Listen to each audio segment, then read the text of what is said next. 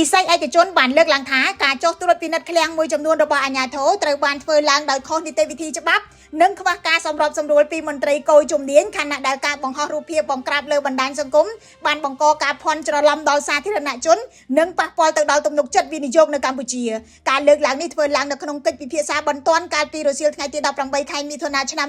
2026រវាងអគ្គនាយកដ្ឋានគយនិងរដ្ឋកោកម្ពុជាជាមួយតំណាងវិស័យឯកជនដើម្បីស្វែងយល់ពីបញ្ហាប្រឈមពាក់ព័ន្ធទៅនឹងវិធានការដឹកជញ្ជូនការចុះត្រួតពិនិត្យឃ្លាំងនិងការខាត់ទំនិញវិស័យឯកជនលើកឡើងថាការចុះផ្អាកឬក៏បិទឃ្លាំងទំនិញស្របច្បាប់មួយចំនួនបានបង្កការរំខានធ្ងន់ធ្ងរដល់រោងចក្រនិងសហគ្រាសធុនតូចនិងមធ្យមដែលត្រូវការវត្ថុធាតុដើមចាំបាច់សម្រាប់ខ្សែច្រវាក់ផលិតកម្មប្រចាំថ្ងៃការរាំងស្ទះនេះក៏ធ្វើឲ្យធុរជនមួយចំនួនបាត់បង់ចំណូលភ្លាមៗនិងប្រឈមទៅនឹងបញ្ហាសាច់ប្រាក់ឬការសងបំណុលធនាគារទោះជាយ៉ាងណាអង្គប្រជុំបានឯកភាពថាការបង្ក្រាបទំនិញកិច្ចពន្ធនិងទំនិញនាំចូលខុសច្បាប់នៅតែជាកិច្ចការចាំបាច់ដើម្បីការពារចំណូលរដ្ឋនិងធានាការប្រកួតប្រជែងដោយស្មើភាពក៏ប៉ុន្តែការអនុវត្តត្រូវធ្វើឡើងដោយផ្អែកទៅលើច្បាប់នីតិវិធីច្បាស់លាស់និងការសម្របសម្រួលរវាងអាជ្ញាធរនិងវិស័យឯកជនដើម្បីជៀសវាងផលប៉ះពាល់ដល់អាជីវកម្មស្របច្បាប់ខ្សែច្រវាក់ផលិតកម្មនិងស្ថិរភាពសេដ្ឋកិច្ចលោកលឹមហេងអនុប្រធានសភាពាណិជ្ជកម្មកម្ពុជាដែលបានចូលរួមនៅក្នុងកិច្ចប្រជុំបន្ទាន់នេះបានលើកឡើងថា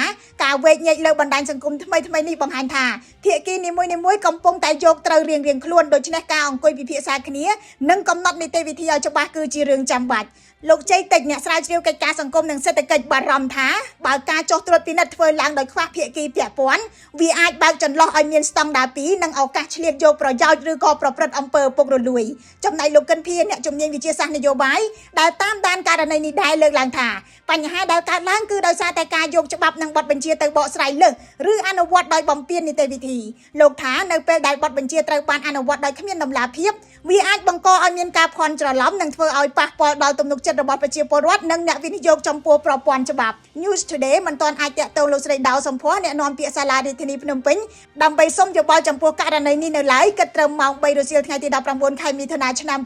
2026ខ្ញុំរស់សុធាពី News Today NTTV